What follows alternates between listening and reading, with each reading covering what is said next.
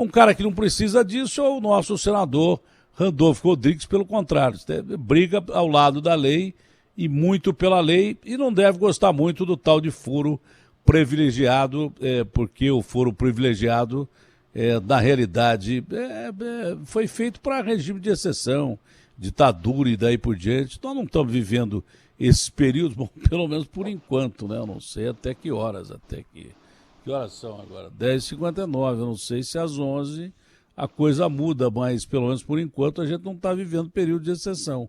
Senador, bom dia, é um prazer falar com o senhor. Essa questão da Flor de Lis trouxe à tona o tal de foro privilegiado, que o pessoal fala que vai votar e não vota nunca. Bom dia, é um prazer falar com o senhor, senador. Bom dia, Datena, bom dia a todos que ouvem ou pelo YouTube assistem à Rádio Bandeirantes. A satisfação é toda minha, sempre estar falando com você.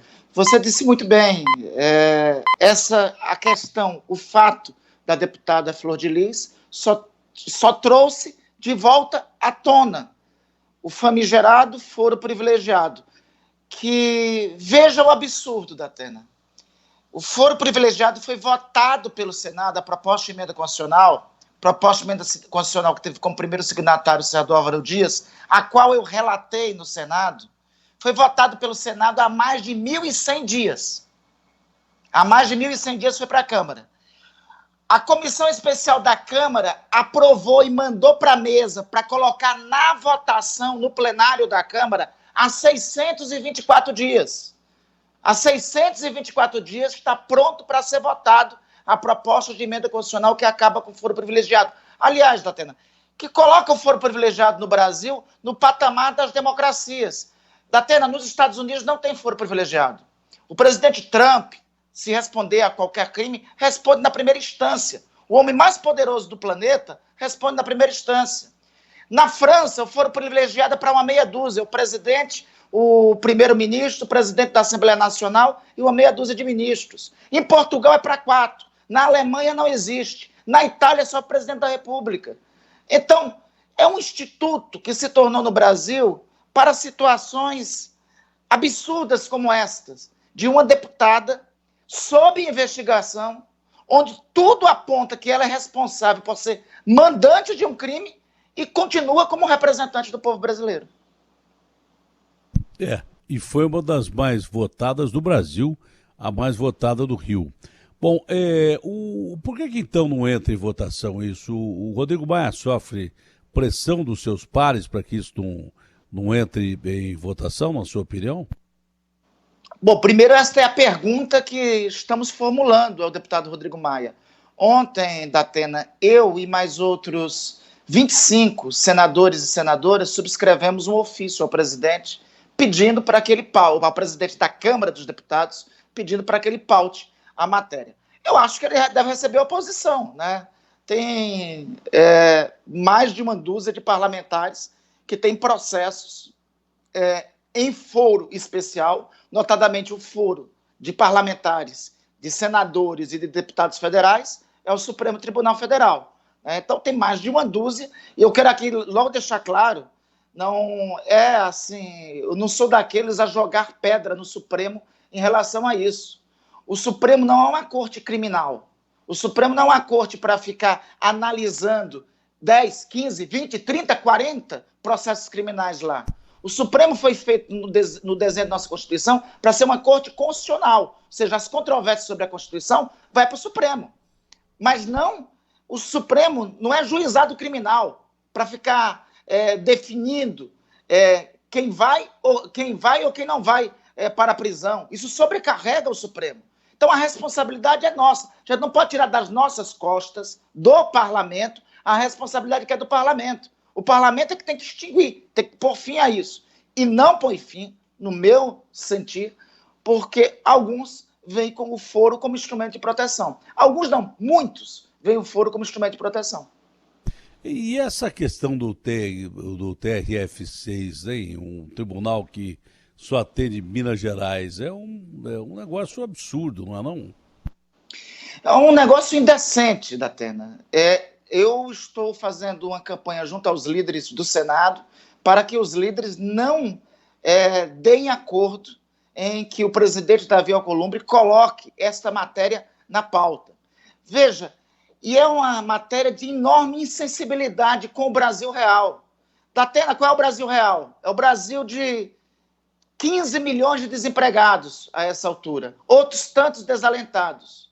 É um Brasil em que mais de quase 120 mil famílias perderam um ente querido, que outros milhões estão adoecidos por conta da pandemia. Esse é o Brasil real. Aí no Brasil de desempregados, em que muitos, no meu estado do Amapá, 65% da população está dependendo do auxílio emergencial para sobreviver.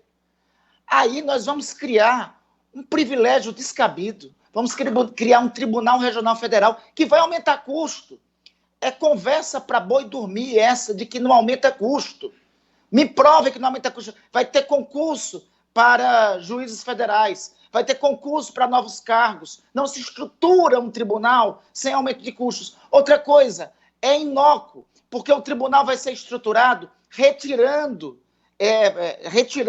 varas criminais de outros estados que são carentes da assistência judiciária, principalmente estados da Amazônia. Além de ser uma injustiça federativa, é uma injustiça com o Brasil e é totalmente inadequado para o momento que o país atravessa. O país vai caminhar para uma recessão profunda de 6%. Aí a gente aumentando custos com a criação de um tribunal. O Congresso não pode cometer uma indecência dessa.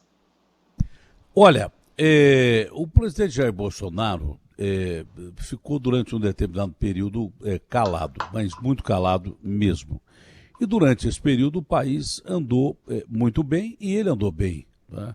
Com auxílio emergencial, subiu na pesquisa do Datafolha, que ele tanto se coloca contra, mas na pesquisa do Datafolha, que me parece um instituto sério, me parece não é um instituto sério, ele subiu pontos percentuais, a rejeição dele diminuiu, ele passou um período calado. Antes desse período calado, houve em Brasília um zum, e quando o zum existe em Brasília é porque é notícia, não é zum, é fato, que o Bolsonaro teve próximo de uma intervenção no Supremo, que seria um golpe. Depois ele ficou calado um tempo e agora voltou atacando mais pessoas, depois do caso Queiroz. Como é que o senhor prevê a sequência do governo Bolsonaro? Quem vai ser o Bolsonaro que vai governar o Brasil daqui para frente? Esse que ficou calado durante um tempo e com equilíbrio começava a resolver a situação, está praticando o que ele diz que era velha política, mas está praticando, tá? Se praticar política, pelo menos, com meritocracia e daí por diante, é difícil. Com quem ele está se abraçando, é difícil você praticar política sem que você resvale no que ele chama de velha política. Distribuição de cargo, verba e daí por diante. Mas como é que o senhor prevê a sequência do governo Bolsonaro? Datena, com quem ele está se abraçando na Câmara dos Deputados são os que são responsáveis para que o foro privilegiado não seja votado. E vamos dar o nome aos bois, né? Eu gosto de nominar, não ficar assim na especulação aleatória. É o famigerado Centrão. Essa turma, boa parte, tem ficha corrida, eles que não querem fim de foro privilegiado. Então, é essa turma que dá sustentação ao presidente, e que eu considero lamentável. Eu sempre tenho dito, eu disse desde o começo, embora minha posição seja diferente do presidente, eu não faço oposição ao Brasil. Eu não concordo com o presidente quando ele exagera, quando ele ataca jornalistas, principalmente quando os jornalistas estão cumprindo a sua missão. Não tem nada demais em perguntar, presidente Jair Bolsonaro, por que sua esposa, Michele, recebeu 85 mil ou 90 mil do senhor Fabrício Queiroz? Não tem nada demais perguntar isso. Isso é uma pergunta que necessita de uma resposta. E é dever. E o jornalista, você é um dos mais conceituados no Brasil e mais respeitados no Brasil, você sabe muito bem, o jornalista que não pergunta isto não cumpre o seu papel de jornalista em uma democracia com imprensa livre funcionando. O presidente, o que eu espero, o que eu gostaria do presidente, eu vou dizer o que eu espero que eu gostaria, é a postura de presidente. Presidente não se incomoda com perguntas. Presidente dá explicações públicas. Presidente tem postura no cumprimento e no exercício da sua função. Basta o presidente fazer isso, que ele conte, inclusive, com um membro da oposição para lhe ajudar no Congresso Nacional. Assim como eu, outros, tenho certeza que assim se comportam. Mas toda vez que ele faz ameaça, esse presidente que eu gostaria que ele se comportasse, que se comportasse. Se comportando assim é melhor para ele, como você disse, a popularidade dele melhora. E é melhor para o Brasil.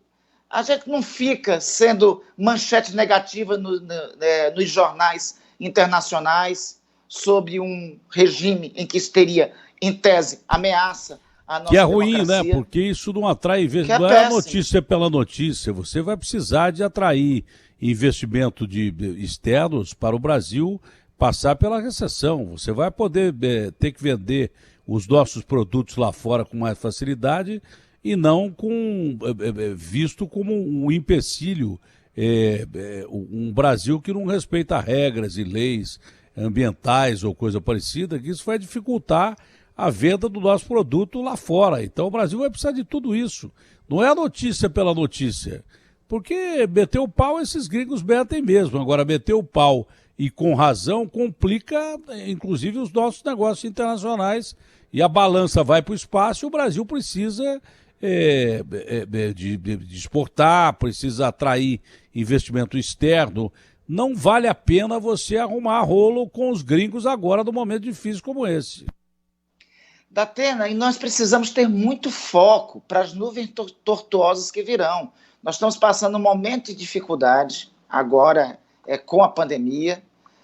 O auxílio emergencial para os mais pobres funcionou como uma espécie de anestésico, mas o auxílio emergencial acaba, não vai ser para sempre R$600. Isso impacta as famílias. Repito, nós temos mais de 15 milhões de desempregados, outros tantos desalentados, e tem pela frente um horizonte de uma recessão que pode ser de 5% a 6,5%, 7%. Não é simples. Nós vamos precisar de um esforço comum, de foco, para superar esse momento.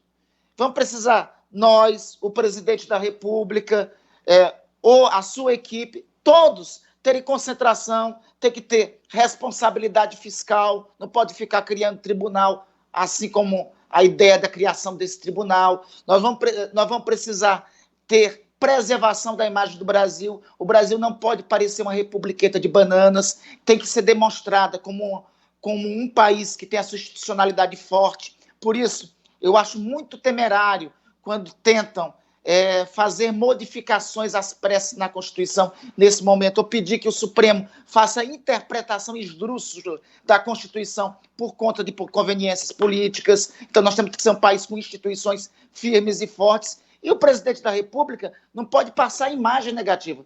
O presidente Jair Bolsonaro, ele tem que compreender, ele é no Brasil, o presidente da República, nós vivemos numa república presidencialista, onde o presidente ele é o chefe de Estado e chefe de governo. Ou seja, ele não é somente quem governa o país, ele é o nosso cartão de visitas no exterior. É ele que apresenta o Brasil na esfera internacional. O cartão de visitas no exterior tem que ser demonstrado como alguém que respeita a liberdade de imprensa, que respeita a democracia, que respeita a Amazônia, que respeita tudo isso. Olha, o senhor falou do auxílio emergencial, o Bolsonaro vai estender o auxílio até dezembro. Até dezembro a coisa vai funcionar. Já vai ser questionada por causa da perda do auxílio emergencial, que é de R$600, mas o Bolsonaro diz que não pode ser de 600, que é muito. E agora, o que eu estou estranhando demais é a posição do Maia em relação ao Bolsonaro. Eu estou realmente, eu não escondo que gosto do Maia, que acho o Maia um bom político, mas nos últimos dias eu estou estranhando muito a aproximação do Maia com o presidente da República, do centro com o presidente da República. Eu não estou dizendo blocão, não. O blocão desses caras que você citou é uma coisa. O centro também não é muito diferente, mas é parecido, mas não é tão ruim como o blocão. O senhor entende o que eu quero dizer. Tem uma fronteira aí entre o ruim e o péssimo. Não é? Com certeza. Mas aí o Maia está se aproximando demais do presidente da República. Anteontem eu entrevistava o presidente Temer. Houve aqui o almoço em São Paulo, segunda-feira acho que foi, Estava lá o presidente Temer, estava o Ciro Nogueira, estava o Maia, estava o Baleia Rossi, estava... Bom, alguns dos políticos mais importantes do chamado Centrão, não digo do Blocão. O Blocão é a parte ruim com o Centrão e é uma coisa meio assim, tipo um buraco negro, vamos dizer isso, tá? Capaz de me expulsar do partido que eu estou. Aliás, eu estou pouco me lixando. Se não expulsar, eu devo sair mesmo. Então, para mim, tanto faz. Entendeu? Estou pouco me lixando para isso. Se eu tivesse intenção de ser político agora, teria sido candidato e não fui. Achei que não era o momento certo, porque o Brasil precisa de político que tenha experiência exatamente para enfrentar a pandemia. Como é que eu posso ser político agora com primeira experiência? Já pensou se eu vou ser eleito prefeito de São Paulo? E vai que dá um azar eu fosse eleito prefeito de São Paulo, no meio de uma pandemia, sem experiência, se administrar uma cidade do tamanho de São Paulo, sem experiência política, seria um caos, não é? Ou próximo de um caos. Roubar eu não ia, mas também fazer coisa boa de forma administrativa, eu duvido que faria, porque não tem experiência para isso e não é o momento para se colocar político inexperiente, político de primeira viagem numa administração de uma cidade do tamanho de São Paulo. Mas voltemos ao assunto. Aí eu perguntei ao Temer, o que vocês conversaram ali, presidente? Não, foi um almoço, falei, presidente. Almoço que esses políticos aí, todos, vocês no mínimo, devem ter tratado de política. Não foram tratar de como está o Flamengo, o Corinthians e tal. Ele falou, não, da Atena nós não falamos de impeachment. Bom, moral da história, primeiro que eu não perguntei nada de impeachment pro ex-presidente Temer. Eu costumo prestar atenção nas entrevistas. As pessoas fazem pergunta de pauta e não prestam atenção no que o cara responde. Por que o Temer falou que não falou nada de impeachment? Se eu não perguntei nada para ele sobre impeachment, eu só perguntei o que é que tinha sido discutido aí. O senhor acha que está sendo feito um grande acordo mesmo para segurar a onda do Bolsonaro por causa desse caso do Queiroz? Eu acho que esse acordo está em curso desde o momento que o presidente começou a se aproximar. Vamos tratar como você está chamando, deste blocão.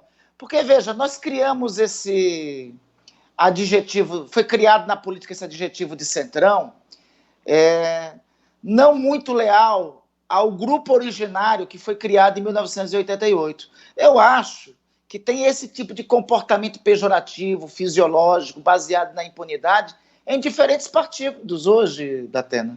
Não é só nos partidos tradicionais do centro ou nos que são identificados como centrão. Tem partido de esquerda que tem político que se comporta assim.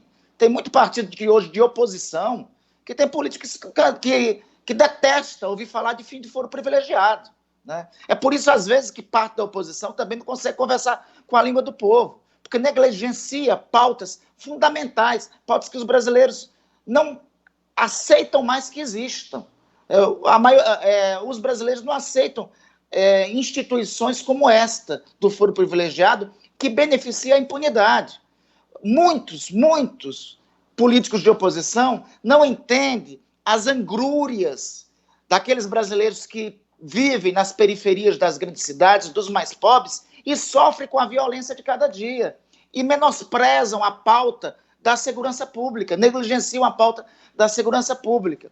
Então, só para dizer isso, que tem típicos comportamentos fisiológicos, corruptos, em partidos não só do chamado tradicional centrão, tem partidos da oposição também, que tem com políticos com comportamentos oportunísticos. Né? Então, isso não podemos dizer que isso é monopólio de um partido, e eu seria desleal ao que eu assisto em Brasília se dissesse que isso é monopólio de um partido. Então, eu acho que esse acordo do presidente já tem até muito antes.